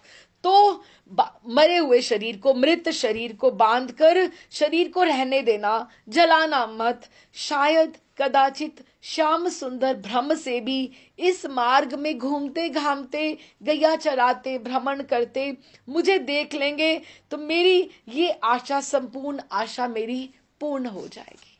तो प्रिया जी अब क्या चाहती हैं कि वो प्राण दे दे, और कहती हैं कि मरकर भी अगर श्याम सुंदर कभी आते जाते मुझे दर्शन दे देंगे, वो तो खुद मृत्यु को प्राप्त हो गई, लेकिन फिर भी वो चाहती हैं कि मुझे देख ही लें कि मेरे लिए राधिका ने प्राण दे दिए। तो अब आप श्रीमती पुनः मूर्छित होकर भूमि पर गिर पड़ी। यही बात करते उठती हैं, मूर्छित होती हैं। सखियां सब विलाप करने लगी कि प्रिया जी ने तो अभी सोच ही लिया है, ये तो अभी मथुरा की बातें या वो विरह की बातें द्वारिका की तो हुई ही नहीं है, अभी ये पूर्व राग की बातें हैं, वहां तक तो हम पहुंचे ही नहीं है। तो ये अब आप देखो ठाकुर की निष्ठुरता। तो उस समय उन्होंने कहा, सखियां सब विलाप करने लगी, प्रिया जी मूर्छित हैं। ललिता सबको चुपचाप समझाने लगी कि तुम ऐसे अपना मन मत छोटा करो, इस तरह रोने से कुछ लाभ नहीं है, शाम को किसी प्रकार भी यहां अब लाना ही पड़ेगा, तभी काम चलेगा। अब की बार मैं स्वयं जाती हूं। अब ललिता जी ऐसे झुकने वाली नहीं है, आपको पता है वो तीव्र नायिका है, वो अपने आप एकदम से नीचा कभी नहीं करती हैं अपने आप को, लेकिन स्वामिनी के लिए फिर भी वो अपने आप को उनको करना पड़ेगी। तो उन्होंने कहा कि मैं शाम को किसी भी प्रकार मुझे लाना पड़ेगा, अब की बार मैं स्वयं जाती हूं, यदि वे अब भी ना आवेंगे तो उनके चरणों में अपना सिर पटक पटक के उनके सामने प्राण दे दूंगी और उनको नारी हत्या का दोषी बनाऊंगी। कि मैं चाणक्य नीति जैसे है ना, साम दाम दंड भेद कैसे रहता है, साम जैसे क्या बोलते, साम सम्मान देना कि आप ही हो हमारे, ये सम्मान मैं दूंगी, साम दाम दंड दे। दाम किसको बोलते हैं, पैसा देके कि आप कुछ ले लो हमसे लेकिन आप आ जाओ दर्शन के लिए, साम सम्मान देना है। और दंड भेद किसको बोलते हैं, दंड देना जैसे सजा देना, नहीं आप ये नहीं करोगे तो मैं आपको नारी की हत्या का दोषी बनाऊंगी, दंड दूंगी, आपको सारे अपराधी कहेंगे। और दंड भेद नेगोशिएट करने की कोशिश करूंगी, तोड़ूंगी थोड़ा सा, भेद साम दाम दंड भेद, इसको ये कहते हैं कि कैसे भी करके मैं उनको मना के लेके आऊंगी। तो ललिता जी अब कहती हैं, तुम सब श्रीमती के निकट रहकर अच्छी तरह इनकी परिचर्चा करते रहना, चर्या करते रहना, परिचर्या, इनकी सेवा करना, और सब इस बात का विशेष ध्यान रखना कहीं इनके प्राण ना छूट जाएं, इनको श्याम नाम सुनाते रहना, ये मूर्छित हैं, श्याम नाम से ही इनको मूर्छा इनकी भंग होगी। अब ये देखो तो ये कोई हालत है, इधर से प्रिया जी मूर्छित है, पहले दूती गई, अब ललिता जी जा रही हैं और वो कह रहे, विदूषक कह रहे कि लड्डू भेज दो तो वो ठीक हो जाएंगी, और वो कह रहे हैं कि मैं योग्य हूं, मैंने तो उनको कभी देखा नहीं है, मैंने तो कभी उनसे बात नहीं करी है, मुझे उनसे कोई लेना देना नहीं, उनको बोलो कि जाओ अपने रास्ते, मैं अपने रास्ते। ये निष्ठुरता ना हुई तो क्या हुआ। हाँ, ये सब बातें कौन सुन रहे हैं, गौर हरि सुन रहे हैं गंभीरा में बैठकर, स्वरूप दामोदर और राय रामानंद से। तो फिर क्या बोलती हैं, ये कहकर ललिता जी श्याम की खोज में बाहर निकली, और इधर श्याम सुंदर जब दूती को उन्होंने विदा कर दिया, ललिता जी से जो पहले दूती आई थी ना, जब उसको बोला कि तुम उनको बोलो नहीं ठीक है सब कुछ, ये वो नहीं चाहिए मुझे, उनको जब बोला, जब दूती को श्याम सुंदर ने विदा कर दिया तो मन ही मन पश्चाताप करने लगे, उनके हृदय में अब बात जगी कि मैंने अच्छा नहीं किया, एक बार मिल ही लेता तो क्या हो जाता, तो मैंने उसको ऐसी बातें करी, इतनी पश्चाताप करने लगे कि मैंने कैसा अनुचित कार्य किया, हंसी हंसी में इतनी कठोर बातें मैंने दूती को कह डाली। श्री राधिका का हृदय तो पुष्प से भी अधिक कोमल है, वे क्या, अगर दूती ने मेरे ये सारे वाक्य वाण उनको बोल दिए तो सहन कर पाएंगे क्या। अब इसका क्या उपाय है कि अब मैं क्या करूं। अब ठाकुर जी अब चाह रहे हैं कि मैं जाकर उनको मिल लूं, लेकिन दूती तो जा चुकी है। हाँ, तो श्याम सुंदर वंशी वट के नीचे बैठे हुए, वहीं गोपेश्वर महादेव के पास ही वंशी वट है हमारा, हाँ, वहीं पर यमुना तट पे ये सारी लीला वहीं चल रही है। तो श्याम सुंदर वंशीवट के नीचे बैठे हुए ये सोच विचार कर ही रहे थे कि मैंने अच्छा नहीं किया दूती को ये भेजकर, और दूती को मैंने कितने कठोर वाक्य कहे हैं। तो उसी समय ललिता आकर उनके सन्मुख उपस्थित हुई। ललिता को विशेष वृतांत कहने की कुछ आवश्यकता ही नहीं पड़ी। वो ललिता जी तो पूरी तैयार होके आएंगी थी साम दाम दंड भेद जैसे भी करके सिर पटक कर लेकर जाऊंगी इनको कि स्वामिनी के पास, लेकिन कुछ ज्यादा कहने की आवश्यकता ही नहीं पड़ी। क्यों? ठाकुर जी ने अपने मन में ही वो समझ रहे थे कि मैंने ये काम गलत कर दिया है। तो फिर जब उन्होंने आकर उनके वंशीवट के सोच विचार कर ही रहे थे, तो उसी समय ललिता उनके सम्मुख उपस्थित हुई। ललिता को कुछ खास बोलने की, विशेष कहने की, वृतांत की आवश्यकता ही नहीं हुई।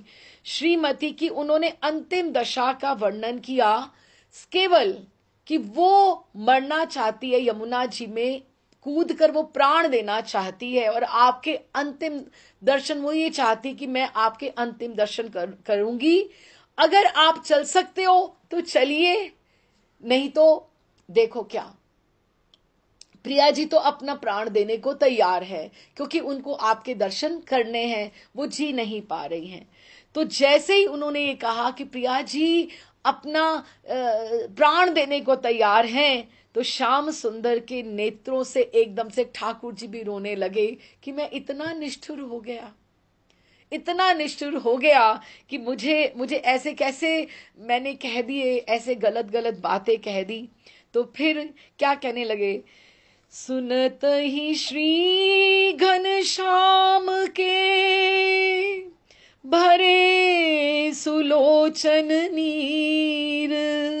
अब आप देखो, ये प्रिया जी को मिलने के लिए ठाकुर जी के जो बड़े बड़े नेत्र हैं सुलोचन, उनमें क्या नीर आ गया। ललिता जी ने स्वयं देखा कि सुनत ही श्री घनश्याम के भरे सुलोचन नीर, ताही छिन मन प्राण सह व्याकुल भयो शरीर। कि तभी ठाकुर जी का छिन उसी क्षण मन प्राण सहित सब व्याकुल हो गया कि मैं भी जाकर एकदम से प्रिया जी को जाकर, स्वामिनी को जाकर मिलूं किस तरह से। और वे अधीर बोले तुरंत, ललिता सुनो सुजान, कि आप तो बड़ी मेरे हृदय की बात जानती हो, राधा रानी के हृदय की बात जानती हो। तुम बस ये समझ लो, दशा जू प्यारी की कही, कि जो तुम दशा प्यारी की कह रही हो ना कि वो मरणासन है, मूर्छित है, या मेरे विरह में प्राण देना चाहती हैं, दशा जो प्यारी की कही वही दशा मम जान। वो मेरी भी दशा तुम वही जानो, मेरी भी वैसी ही दशा हो रही है प्रिया जी को। मैं ऐसे ही निष्ठुर बन रहा था, मैं ऐसे ही ऊपर से बात कर रहा था, मैं ऐसी उनकी परिपक्वता देख रहा था, लेकिन तुम मुझे उनके पास जल्दी से ले जाओ क्योंकि मैं भी बहुत विरह में हूं, मेरी भी दशा प्यारी जू से कम नहीं है। इसके अनंतर फिर क्षण कन्फेस कर लिया, जब ठाकुर जी ने उनके सामने एडमिट कर लिया, ललिता जी के सामने बोल पड़े कि मेरी भी दशा वैसी है जैसी प्यारी जी की है। तो इसके अनंतर फिर क्षण भर भी विलंब नहीं किया ललिता जी ने, शीघ्र ही ललिता जी श्यामचंद्र का हाथ पकड़कर श्रीमती के कुंज के द्वार पर उदित हो गए। उदित जैसे चंद्रमा उदित होता है, सूर्य उदित होता है, कि ठाकुर जी के निकुंज के द्वार पर आते ही सब कुछ अलौकित हो गया। क्यों? वृंदावन में तो कार्य ही ठप हो जाता है। जब प्रिया जी एकदम उदास होती हैं, ना कोई कोयल बोलती है, ना शुक बोलता है, ना सारी बोलती है, ना कोई मोर नृत्य करते हैं, ना कोई हिरण हिरणी को इधर उधर भागते हैं, कोई एकदम से सब शांत हो जाते हैं। लेकिन जैसे कुंज के द्वार पर श्याम सुंदर आए, एकदम से सबका मन खिल गया, सब एकदम से झंकृत हो गई, प्रकृति भी उसमें सौंदर्य विद्यमान हो गया कि सारे कि ठाकुर आ गए हैं, ठाकुर आ गए हैं, सब सजीव हो गए, जैसे सब में मृत संजीवनी, जैसे मरते मरते सब एकदम से प्रिया जी की स्थिति देखकर सब मृत प्राय हो रहे थे, उनको जैसे ठाकुर जी के दर्शनों से संजीवनी अमृत जैसे मिल गया हो। तो उदित हो गए, श्याम सुंदर आ गए, श्याम सुंदर आ गए, सब दूतियां एकदम से आगे बढ़ बढ़कर सब बता रही हैं। आगमन का संवाद सुनते ही श्रीमती की मूर्छा, राधा रानी की मूर्छा भंग हो गई कि श्याम सुंदर आ गए हैं। और नेत्र, ये पहला दर्शन है, क्योंकि पहला हमने पूर्व राग पढ़ा है ना, वो तो चित्रपट में देखा, वंशी सुनाई दी या तनक ओट में देखा, ये उनका प्रथम दर्शन है। आप एक सुंदर सा चित्र भेजना इसके बारे में कि किस तरह से ठाकुर जी का प्रथम दर्शन हुआ। नेत्र एकदम से उन्मीलन करके, जैसे अपने आंखें नेत्र एकदम से खोलकर उन्हीं हृदय रंजन मनमोहन वंशीधारी श्याम सुंदर के दर्शन हुए। तो आंखें भर के, क्योंकि ये जो निकुंज का स्थान था, इसमें सखियां हैं, सहचरियां हैं, मंजरियां हैं, इसमें कोई बाहर का नहीं है। तो प्रिया जी ने उन्मुक्त हृदय से, खुले मन से उनका दर्शन किया। और हृदय रंजन, कि जो हृदय का रंजन करने वाला, हृदय का मनोरंजन करने वाला, जो हृदय का श्रृंगार करता है, ऐसे ठाकुर के दर्शन किए। कौन सा? ऐसे उन्हीं हृदय रंजन मनमोहन वंशीधारी ठाकुर श्याम सुंदर के उनको दर्शन हुए। तो क्या बोलते हैं,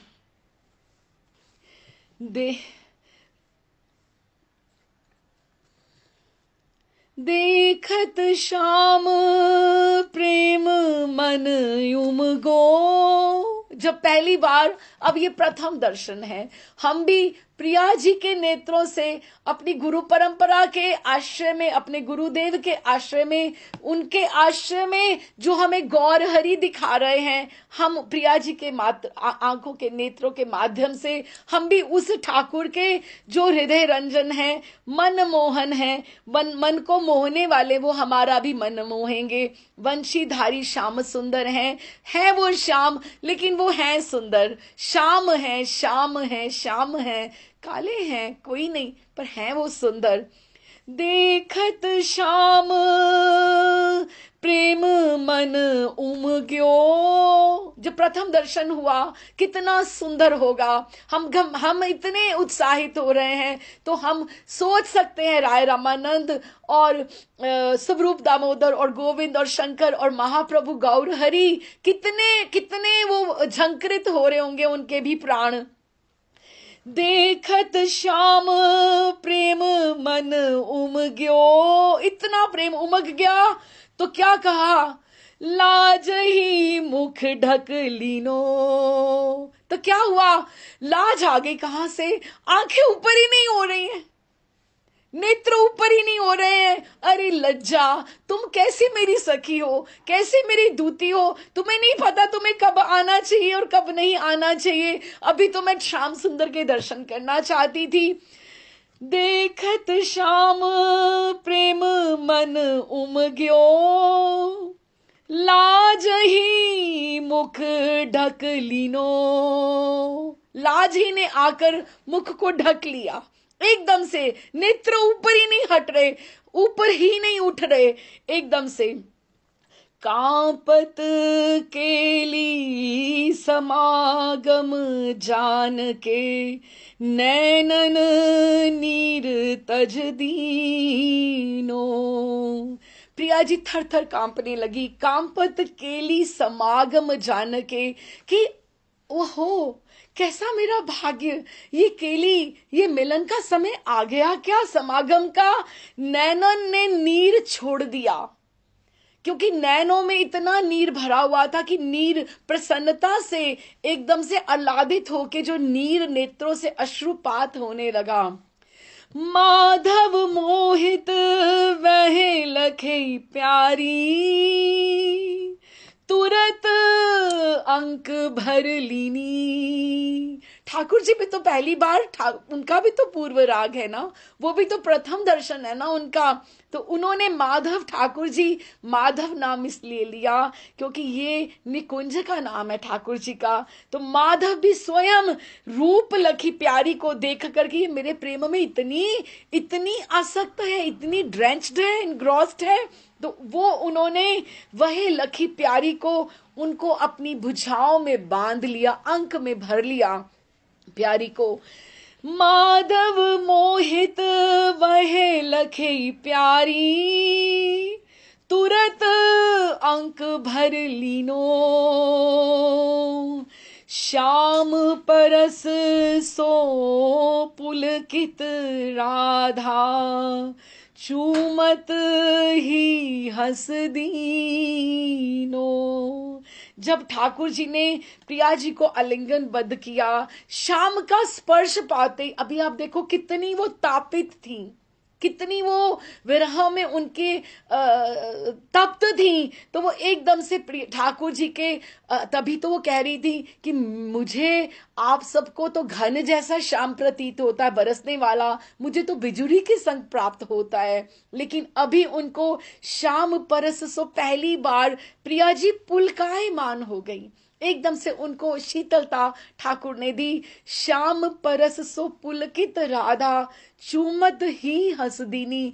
जैसे ठाकुर जी ने आलिंगन किया उनको ठाकुर जी ने चुंबन प्रदान किया, तो प्रिया जी मुस्कुराहट, जैसे उनकी एकदम से निकुंज में सखियों के साथ सामने, बिल्कुल एकदम से प्रिया जी, सखियां सब जय जयकार, राधा राधा प्रिया लालजू की, एकदम से राधा श्याम सुंदर की जय जयकार कर उठे।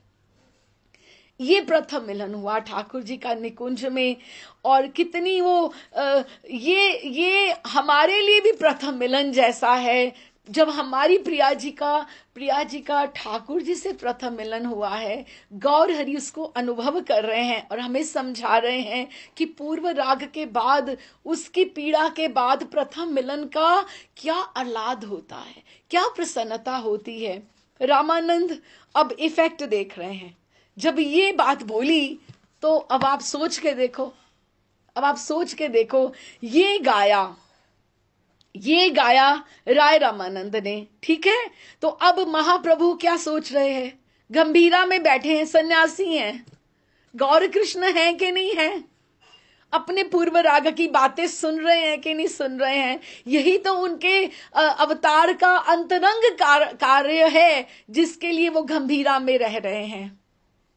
यही गंभीरा में रहने का है। बहिरंग कार्य तो उन्होंने कर दिया, बाकी के सालों में सब आचार्यों को भेज के लीला स्थलियों का उद्धार हो गया, ग्रंथ सब प्रणयन हो गया, सब कुछ हो रहा है, नाम संकीर्तन हो रहा है। लेकिन ये अपने अंतरंग कार्य के लिए वो यही आस्वादन करने के लिए गंभीरा में बैठे हैं। चलिए वापस गंभीरा में चलते हैं। रामानंद महाप्रभु के मुख, जब ही उन्होंने ये पद का विश्राम किया, महाप्रभु के श्रीमुख की और निरीक्षण कर रहे हैं। निरीक्षण देखो, अभी ये राधा रानी ये क्या बोल रही हैं, ये राधा रानी तो है, ये क्या बोलती हैं, ये तो बोलती थी कि ये राधा रानी है ही नहीं, ये राधा रानी तो है, ये गौर कृष्ण जो है।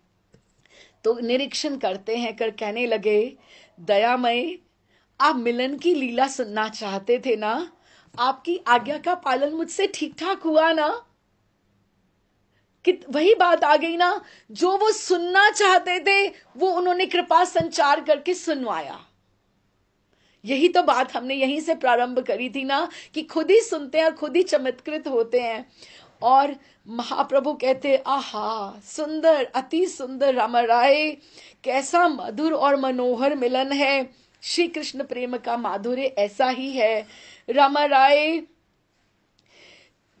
यथार्थ बात तो ये है कि राग सहज वस्तु नहीं है। देखो, ये अब हमारे साधकों के लिए है, तीसरे लेवल पे आ जाए हम। राग जो है, ये जो ग्रंथ है ना, ये क्लास का विषय है, ये पढ़ाई का विषय है ये वाला। इसीलिए इसको समझते समझते चलें, क्योंकि कह रहे हैं, महाप्रभु ने इतनी बात कही रामा राय को, विशाखा सखी को, कि जो राग है ना वो सहज वस्तु नहीं है। राग किसको बोलते हैं? प्रेम करना। और रागा अनुगा जो हमें रूप गोस्वामी पाद ने समझाया है, हमने प्रिया जी के राग को ही तो अनुगत्य में जाना है ना। तो राग ही सहज नहीं है तो रागा अनुगा सहज होगा क्या? वो तो और भी कठिन है। राग भी कठिन है, किसी को प्रेम करना सहज नहीं है, या सहज है लेकिन निभाना बहुत कठिन है। आप ठाकुर को दर्शन करके एक बार प्रसन्न हो जाओ, लेकिन उसको पाने के लिए तुम एड़ी चोटी का जोर लगा दो, तुम्हें क्या क्या ना करना पड़े, कितने पापड़ ना बेलने पड़े। भक्त होना कोई सहज है? It's a life full of commitments, life full of devotion, life full of austerities and life full of sacrifices. भक्त का जो जीवन है इट्स फुल ऑफ कमिटमेंट्स। ऐसा ही नहीं होता कि कोई आराम से कोई वृंदावन में पड़ा और भजन कर रहा है। कैसी आपको गर्मी ठंड कैसी परिस्थितियां, चुरा चुरा के भजन करना आसान नहीं है। जीवन ताक पे लगा दिया है, अपने सारे सुख विषय भोग ताक पे लगा दिए हैं। तभी तो राग, महाप्रभु कह रहे हैं ना, राग करना सहज नहीं है। तो रागा अनुगा में चलना सहज है क्या? बिल्कुल नहीं सहज नहीं है। लेकिन अब हम अपने गुरुदेव की कृपा आश्रय में जो हमें उन्होंने रास्ते दिखाए हैं, उन्हीं की अंगुली पकड़ के उनके चरण आश्रय में हम चलते जाएं। तो कहते हैं प्रीति के आकर्षण में प्रिय वस्तु के प्रति मन का जो स्वाभाविक आवेश है, अब उन्होंने समझाया है कि प्रेम क्या होता है, राग क्या होता है। कहते हैं कि प्रीति के आकर्षण में जो आकर्षण होता है ना, प्रीति का जो आकर्षण होता है, जो प्रिय वस्तु के प्रति मन का वो एक स्वाभाविक, एक आपकी नेचुरल अटैचमेंट होती है, स्वाभाविक आवेश होता है, उसी का नाम राग है। अब आप देखो ना, राग आप जिंदगी भर हम कहते रहते ना, वो अपने बस रोने धोने की अपनी बातें करती रहती है, वो अपना ही राग लापती रहती है। हम कभी कभी ये बात करते हैं ना, इसका मतलब राग जिसको मर्जी जितना मर्जी खींच लो, रात्रि भर गा लो, जीवन भर गा लो, महीनों महीनों साल गा लो, तो वही है। लेकिन वही राग अगर प्रेम का राग हो जाए, प्रिया लालजू के साथ हमारा सेवा का राग हो जाए, रागा अनुगा हो जाए, तो जीवन एक श्रृंगार हो जाए। तो क्या बोले महाप्रभु, जब चित्त सब विषयों को भूलकर, जब उसमें कुछ याद नहीं आता कि मुझे अपने लिए कुछ चाहिए, जब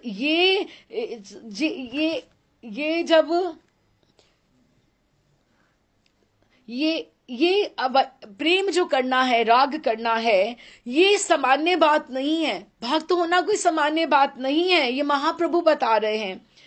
ये चित्त जब सब विषयों को भूलकर एक विषय की ओर बढ़ता है, एक प्रेम की तरफ बढ़ता है, तो उसे आवेश या राग कहते हैं। किंतु रागात्मिकता भक्ति में केवल अविष्टता यथेष्ट नहीं है, उसमें परम अविष्टता चाहिए। आपको बहुत जुटे रहना पड़ेगा। क्यों? क्योंकि राग तो आपका स्वाभाविक हो गया, लेकिन जब आप रागा अनुगा में जाते हो तो आपको परिस्थितियां आती हैं, आपको शरीर की आपको दुर्बलताएं आती हैं, आपको बहुत जने आपका पांव उठाने का, खींचने का प्रयास करते हैं। आपको कितना घर के लोग टोकेंगे या ये कहेंगे, लेकिन आपके ऊपर है कि आप कितनी दृढ़ता के साथ रागा अनुगा उस आवेश में बहते जाओगे। और केवल इसी से कार्य सिद्ध नहीं होता, स्वरस की परम अविष्टता होनी चाहिए, उसी का नाम है। कम से कम आपको, जब आप भजन करते हो, कथा सुनते हो, आप खुद सोच के देखो, आपको भीतर रस आ रहा है ना, इसका मतलब आप उससे जुड़े हुए हो। हम अगर कथा सुनते हैं, किसी की भी कथा सुने, महर्षि की सुने, किसी आचार्य की सुने, यही कथा में आपको रस आ रहा है ना, इसका अर्थ ये है कि आप ठाकुर जी के संग, प्रिया लालजू के संग राग में आविष्ट हो। अर्थात प्रिय वस्तु की ओर जो हमारे मन की स्वाभाविक सहज गति है, वो आकर्षणता अविष्टता ही जब वो अंतिम दशा तक पहुंच जाती है, वही राग हो जाता है, वही प्रेम की स्थिति हो जाती है, जिसके दर्शन के बिना और कुछ अच्छा ना लगे, जिसके बिना आपको कुछ भी ना भाए और किसी तरफ ध्यान ना जाए, उसी को राग कहते हैं, उसी में अविष्ट। और ऐसा हमें आचार्यों ने, रूप गोस्वामी पाद ने समझाया आया है, जिनके आश्रय में हम ये समझ रहे हैं। बस एक ही पन्ना और है, उसको बस पढ़ जाती हूँ। श्री कृष्ण मिलन से पूर्व उनके नाम गुण श्रवण करके या रूप दर्शन के प्रति जो इस प्रकार का राग उत्पन्न होता है, उसी को पूर्व राग कहते हैं। अभी हम में से किसी ने ठाकुर के दर्शन नहीं किए, केवल हमने उनके विग्रह के दर्शन किए। लेकिन कभी कभी तो ये भी बोलते हैं, आप राधा रमन जी से मिलने जाते हो, राधा श्याम सुंदर से मिलने जाते हो, राधा बांके बिहारी से मिलने जाओ, तो आप ये बोलो, अब ये सोच के देखो कि आप विग्रह से नहीं मिलने गए, आप साक्षात ठाकुर से मिलने गए हो। विग्रह नहीं सोचना उन्हें, विग्रह नहीं। और उनको तो उनके मिलने से पूर्व, लेकिन उनकी हमारे से भी बातचीत नहीं हुई है, अभी वार्ता नहीं हुई है, तो उनका गुण अभी हम ये जो सुन रहे हैं, ठाकुर के गुण ही तो सुन रहे हैं ना, ठाकुर की चर्चा ही तो सुन रहे हैं ना। ये श्रवण करके जो हम साधकों में जो प्रेम हो रहा है, इसको पूर्व राग कहते हैं। हम सब साधक जो हैं पूर्व राग की स्थिति है, लेकिन हम में छटपटाहट की कमी है, अभी हम में कराह की कमी है, अभी हमारे में पुकार की कमी है। जब ये आगे आगे आगे आगे बढ़ेगी तो ठाकुर जी को हमें भी प्रथम दर्शन देने पड़ेंगे। तो इसको पूर्व राग कहते हैं। श्री भगवान की ब्रिज लीला में इस पूर्व राग का जैसा प्रकाश होता है, वैसा अन्यत्र होना दुर्लभ है।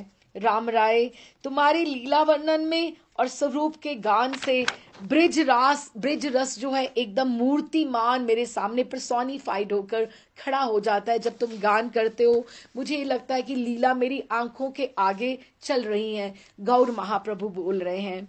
तुम लोग मेरे हृदय की पीड़ा को अच्छी से जानते हो, मैं तुमसे अधिक क्या कहूं। मेरी अवस्था तो इस समय ऐसी हो गई है कि क्षण क्षण में मेरे प्राण व्याकुल हो जाते हैं।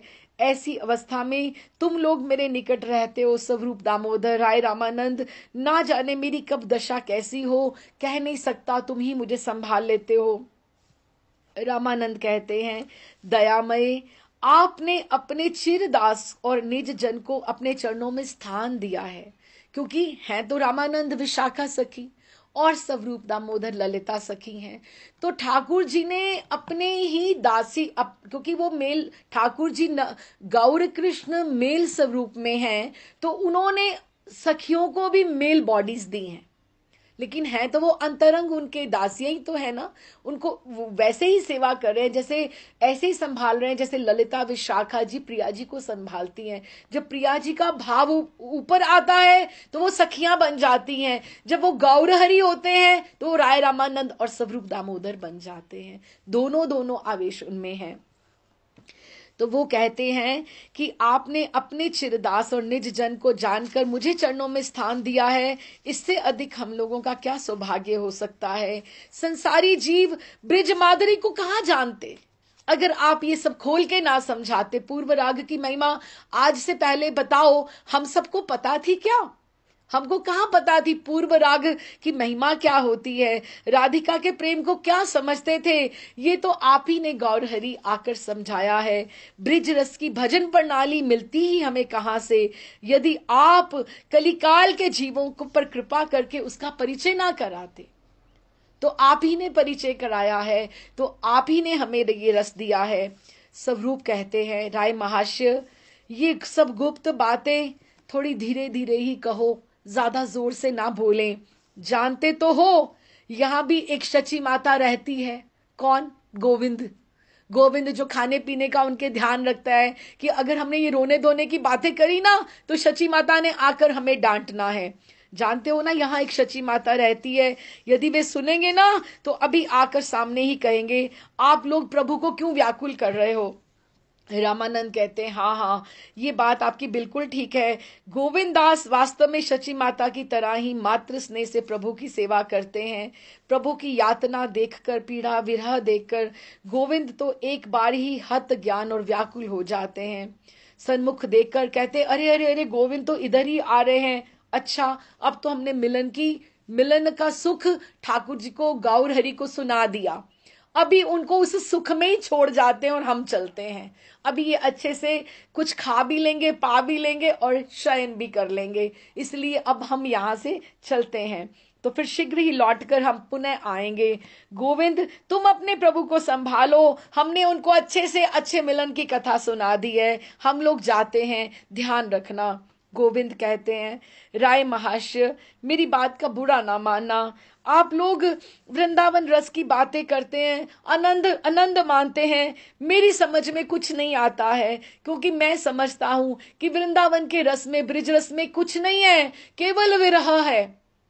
गौर हरि के पार्षद कह रहे हैं, वृंदावन के रस में केवल व्याकुलता है, आंसू बहाना ही है, इसके अतिरिक्त कुछ नहीं है। हमें भी बता रहे हैं कि अगर तुम इस रास्ते पे चलोगे तो केवल तुम्हारे पास कराह है, आंसू है, पुकार है, और कुछ नहीं है, और प्रतीक्षा है। भजन करना क्या है, दूसरे छोर पे ठाकुर जी खड़े हैं, लेकिन सच मानना, तुम्हारे गुरुदेव तुम्हारा प्रयत्न देख रहे हैं, ठाकुर भी उनके साथ खड़े तुम्हारे प्रयत्न के साक्षी हैं। अगर आपको वृंदावन में वास मिलता है, वृंदावन का भाव मिलता है, तो बिना उन्होंने सच माना, उन्होंने स्वीकार किया है, जो अपनी संपत्ति का रस तुम्हें दे रहे हैं। नहीं तो प्रियालाल जी के कृपा के कटाक्ष का कोई भाजन नहीं हो सकता। ब्रिज रस तक किसी की पहुंच नहीं है। कितने आचार्य आए और कितने चले गए, वृंदावन का रस महागुह्य, महा अंतरंग है। तो उन्होंने गोविंद समझा रहे हैं कि वृंदावन के रस में केवल केवल आकुलता, अश्रुपात के अतिरिक्त और कुछ नहीं है। मैं इतना नहीं सह सकता। इसके अनंतर सब मिलकर श्री जगन्नाथ देव के दर्शनों को चल दिए। बस ये चैप्टर, ये जो अध्याय है पूर्व राग का, मिलन के ऊपर विश्राम हुआ। हम भी ठाकुर जी को मिलन के सुख में विश्राम देकर यहीं पर उनको छोड़ें। आप भी ठाकुर जी के दर्शन करिए और अगले में लीला में फिर जैसे आएगा फिर आगे चलेंगे। राधे श्याम जी, राधे श्याम। कृष्ण चैतन्य प्रभु।